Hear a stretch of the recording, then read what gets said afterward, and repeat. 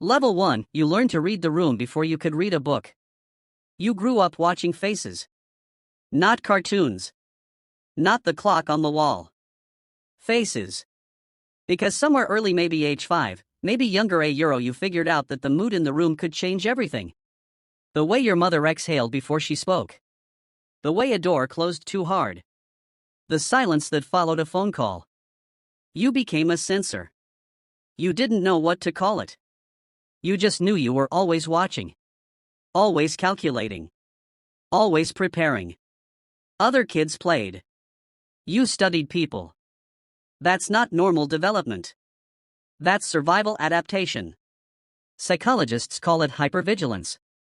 But that word is too clinical for what you actually lived. You built an intelligence system inside your nervous system.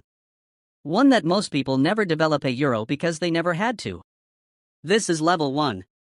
The beginning of something most people will never understand about themselves.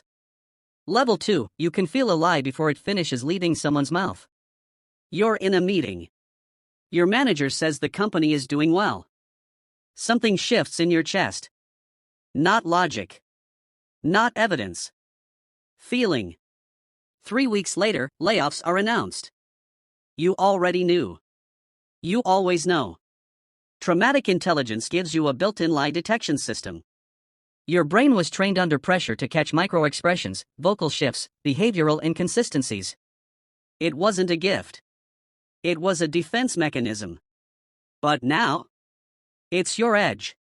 You walk into a room and within 60 seconds you've profiled everyone in it. You know who's performing confidence and who actually has it. You know who likes you and who's pretending to. People call you intuitive. Perceptive. Mysterious. What they don't know is what it cost you to develop that skill. It cost you safety. It cost you a childhood where you didn't have to be this sharp. But here you are. Sharper than almost anyone around you. And you're still only at level 2. Level 3, your emotional pain became intellectual firepower. Most people fall apart under pressure. You get quiet. And start thinking faster than you ever have. That's not a coincidence. Research from trauma psychology shows that people who experienced early adversity often develop exceptional problem-solving abilities. The brain literally rewires itself. Under stress, your prefrontal cortex doesn't shut down the way it does for others. It activates. Because your brain was trained in environments where stress wasn't a temporary inconvenience. It was a permanent condition. You learn to think while afraid. To plan while grieving. To function while falling apart on the inside. That means now in boardrooms, in crises, in moments where everyone else freezes, you move. You've been here before. Not this exact situation. But this feeling. And you know exactly what to do with it. The problem? You don't know how to turn it off. The pressure never fully lifts. Even when you're safe, your brain keeps scanning. Keeps solving problems that don't exist yet. That's the price of traumatic intelligence at level 3. You are always on. Level 4, you mastered emotional invisibility and it made you dangerous. You learned young that showing too much was dangerous. So you stopped showing. You built a face that reveals nothing you don't intend to reveal. A voice that doesn't crack under pressure. A posture that signals calm even when everything inside you is screaming. People mistake this for confidence. Therapists call it emotional suppression. But what it actually is control. And control, when wielded correctly, is one of the most powerful social tools on the planet. You sit across from someone who's trying to read you. They can't. You've been building walls since before they even knew walls were something you could build. You know when to smile. When to pause. When to say just enough. You've turned your old wound into a social weapon. Negotiators train for years to do what you do instinctively. But here's where level 4 gets complicated. The same mask you built to survive you sometimes can't take it off. Even around people who deserve the real you. Even around yourself. You've been performing okay for so long, you sometimes forget what not okay actually feels like anymore. That's the shadow side of this level. And it follows you everywhere. Level 5, you think in systems because your environment was unpredictable. Chaos was your teacher. And chaos teaches one thing better than any school ever could: pattern recognition. When your home was unpredictable, your job unconsciously became finding the pattern inside the chaos. If I do this, that happens. If they drink before 6 p.m., the night goes one way. If they're quiet in the morning, stay small. You became a systems thinker before you had language for it.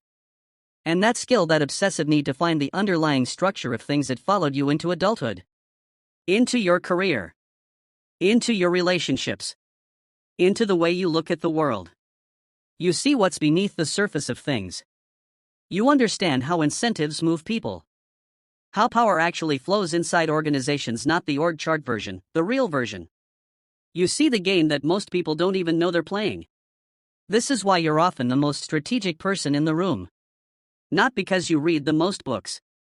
Because you live through the most unpredictability. Your nervous system ran thousands of simulations before you ever read a single case study. But level 5 has a trap. You can become so good at seeing systems that you stop trusting anything that isn't one. Spontaneity feels threatening. Vulnerability feels irrational. Love, which has no predictable formula, starts to feel like the most dangerous thing of all. Level 6, the loneliness that comes with seeing too much.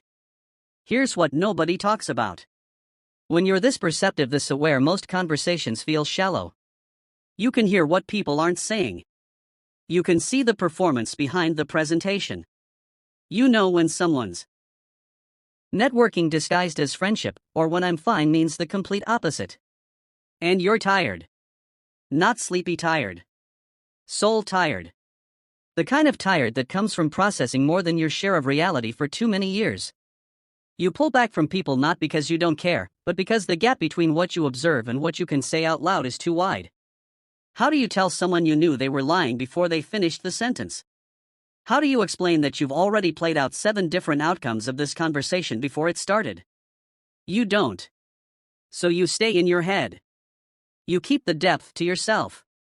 You let people see the version of you that's easier for them to handle. And somewhere inside, a quiet grief lives.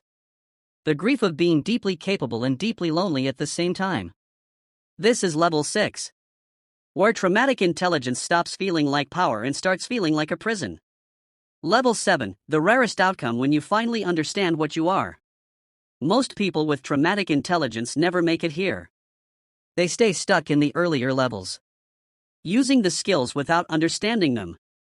Paying the costs without knowing why. But some of you at some point sit in a quiet room and the whole picture comes into focus. You realize the hypervigilance isn't a flaw. It's a survival tool that outlived its original purpose. You realize the emotional invisibility isn't strength. It's armor you can choose to lay down selectively, carefully, with people who've earned it. You realize the loneliness isn't fake. It's the result of expecting ordinary people to meet you at an extraordinary depth. And something shifts. You stop treating your trauma like a wound to hide and start treating it like a map. A map of everything your nervous system learned. Everything your mind built in the dark, without anyone's help, just to survive. You start integrating. Not healing the way self-help culture sells it, all light and gratitude and letting go, real. Integration. Messy. Non-linear. Sometimes brutal. You keep the intelligence but start working on the cost. You start letting a few people in really in while maintaining the discernment you've spent a lifetime sharpening. You stop performing survival and start choosing how you live. Final level, the cycle and the choice. Here's the part no one tells you.